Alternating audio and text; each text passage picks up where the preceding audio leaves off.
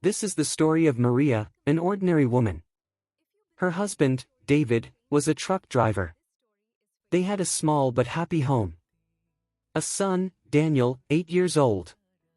A daughter, Sophia, 6 years old. David had built that house with his own hands. Every brick carried his sweat. Every night, he would tell Maria, "Our Daniel will become a doctor, and our Sophia will be a teacher." Life felt like heaven. But one day, David never came home. A terrible accident on the highway. At just 34 years old, Maria became a widow, with 2 small children. At the funeral, David's 3 brothers arrived.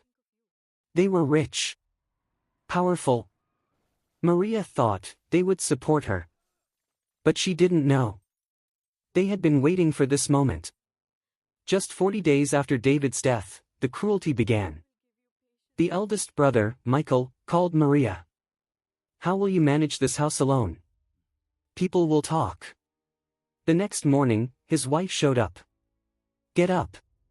Clean our cattle shed. If your children want food, you'll work." Another brother said, "Work in our fields, or your children will starve." Maria endured everything, silently. Because deep inside, she had only one determination. "My son will go to school." But one day, Michael went to the school principal. "This boy is an orphan. Who will pay his fees? Remove his name." 8-year-old Daniel stood at the school gate, with his bag in his hand. The gate was closed on him. He came home, hugged his mother, and said only one thing. "Mom, I will study. I promise." That night, Maria cried endlessly. Then came the darkest day. All 3 brothers arrived with legal papers. "This house belonged to our father. Now it's ours." Maria cried out. "No. David built this house with his own hands." But the law was blind. The police pushed them out. It was raining. Maria held her daughter in her arms, and her son's hand. 3 pairs of clothes. 1 family photo. That's all they had. They moved to a broken ruin outside the city.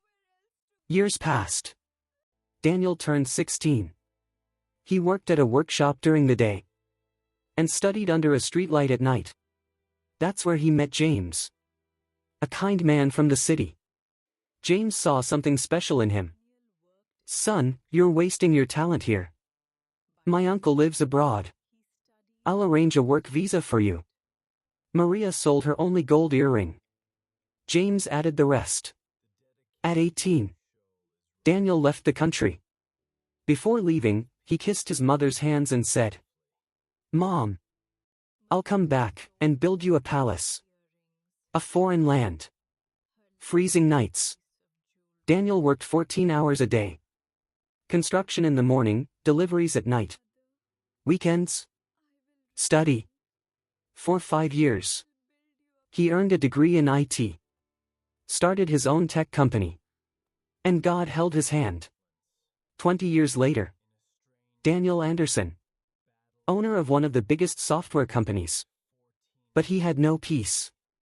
One day, he called James. "Prepare the jet.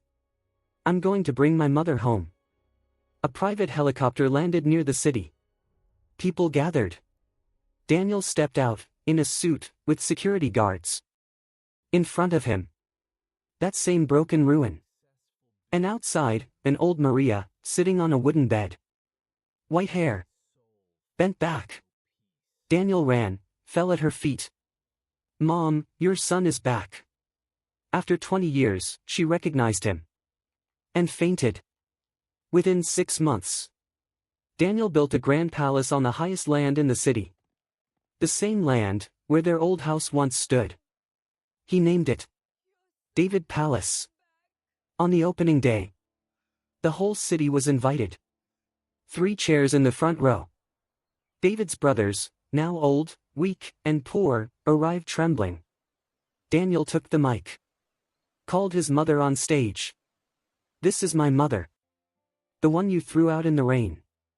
The one whose son you removed from school. Silence filled the crowd.